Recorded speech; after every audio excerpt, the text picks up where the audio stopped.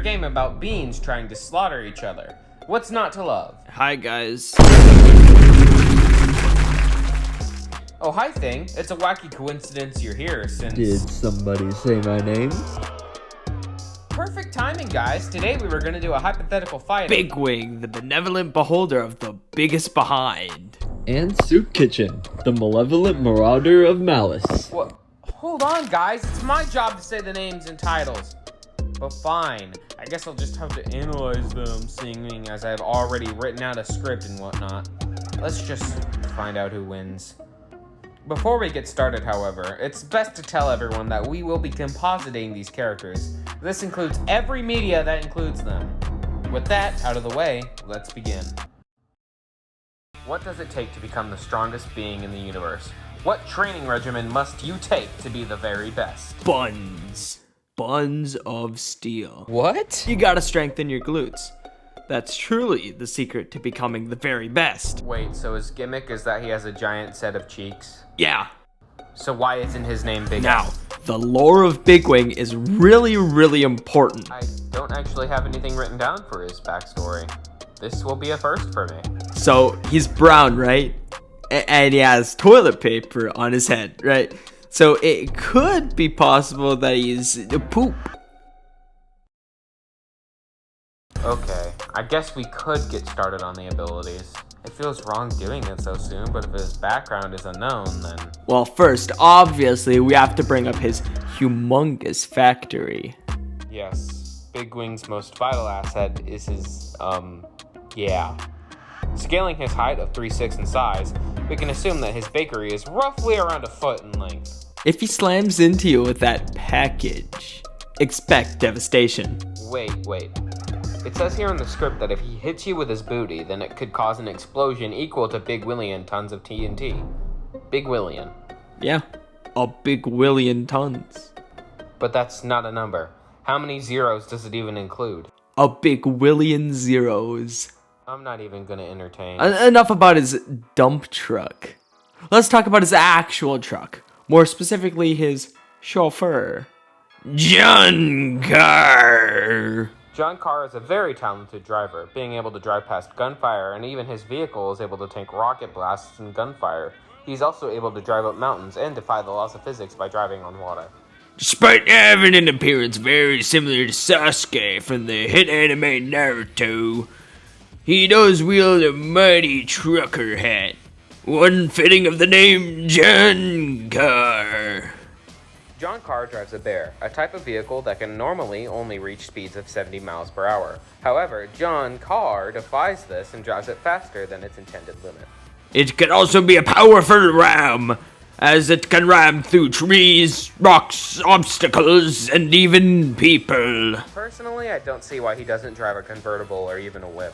Truthfully, it doesn't matter. Fortnite better than both of them.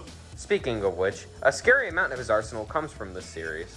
Although he is a crewmate, so he doesn't carry any firearms. Anyways, BigWing is strapped to the teeth, carrying a multitude of guns, such as DMRs, drum shotguns, other various shotguns, a shockwave hammer, and basically any gun in the game as long as he takes a liking to them.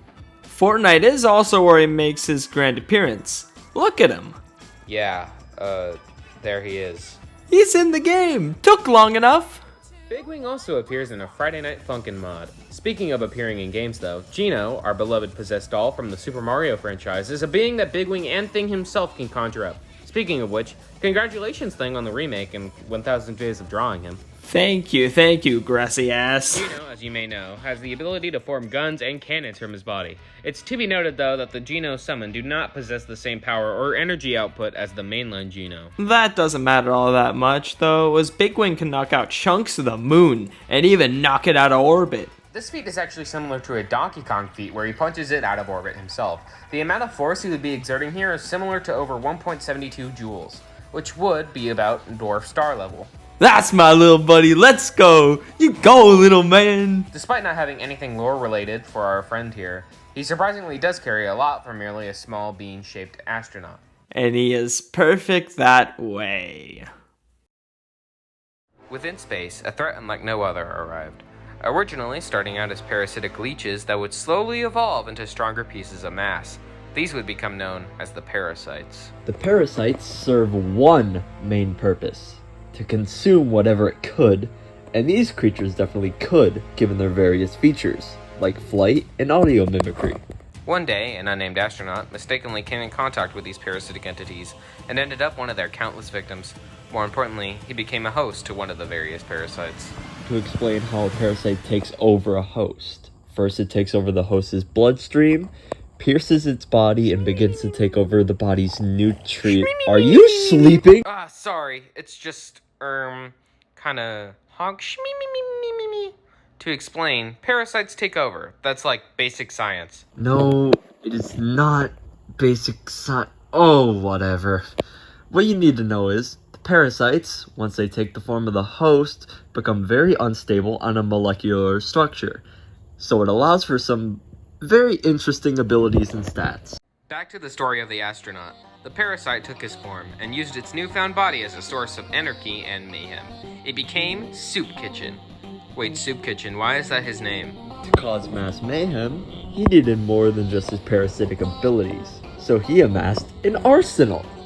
He wields the full Among Us ensemble with a knife, a sharp tongue, a gun! But not only the basic weapons like those, as he has a knack for explosions too, carrying bombs, dynamite, and bazookas. He also has a knack for possessed household items. And just like Cammy's final boss and Blump's boss Bonanza, of whom we will get to in a second, SoupKitchen too can summon knives from the aether. I feel it's important to delve into the parasite's physiology too, as they deviate from your typical alien. Parasites are vicious creatures, donning more teeth and having the ability to regenerate and morph their bodies into various shapes. As mentioned earlier, parasites can mimic a person's voice, using pincer-like appendages to cut into their victims, and they can give birth. I need a second to think about this. No, keep going, ignore me. Parasites, can lay nests that can birth tiny little parasites. Which actually brings me to a very important part of the history of parasites. The leader of the parasite hive mind, Candy. Don't be tricked by this beast who looks like they came straight from a SpongeBob episode. Her simple appearance is merely a facade. Cammy has ultimate control of the parasites, and using this control was able to devastate an entire city, causing what became known as the Parapocalypse. SoupKitchen should scale similarly to this city-level destruction with the parasites, and other key players like another parasite-infected person, Baggins. Who would actually later on continue the apocalypse. But I'm getting off track. Despite SoupKitchen's immense power and arsenal, he does lack in quite a few key areas. Oh yeah, for one, speed. He hasn't shown many speed feats canonically, and scaling can be iffy. Although, to be generous, I'd place him at laser timing thanks to his similarities to Cammy, who can dodge Gunnathan's lasers. SoupKitchen also needs food to survive. Due to him being a parasite, he needs to feast to consistently keep his form, like the silly little zombie he is. At the end of this terrifying day, SoupKitchen is a maniac with an arsenal and set of powers that only few could hope to match. So keep an eye out for what hides in the dark, as SoupKitchen will stop at nothing to feast on your remains. He's just a silly little guy. With our combatants set, let's figure out who would win this fight. Will BigWing? Or will SoupKitchen devour? Let's find out.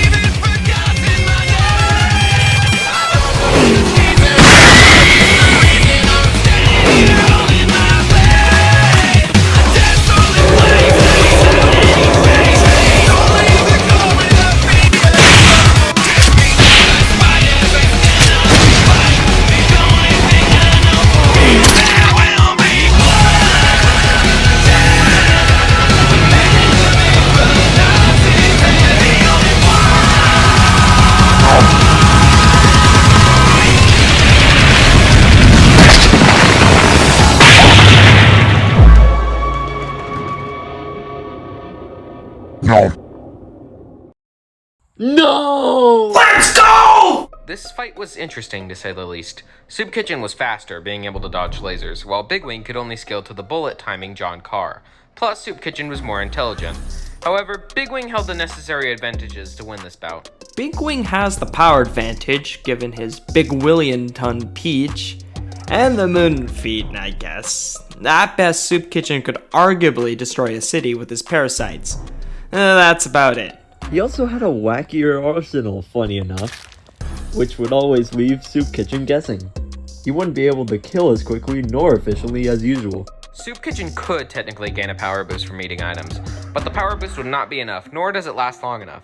There's not that much items to eat anyway. Although BigWing does have a cake, it's just not edible. And I'm not calking that. Fuck you. Man. Looks like SoupKitchen got cooked. Our winner is BigWing. Oh, and he has a massive ass.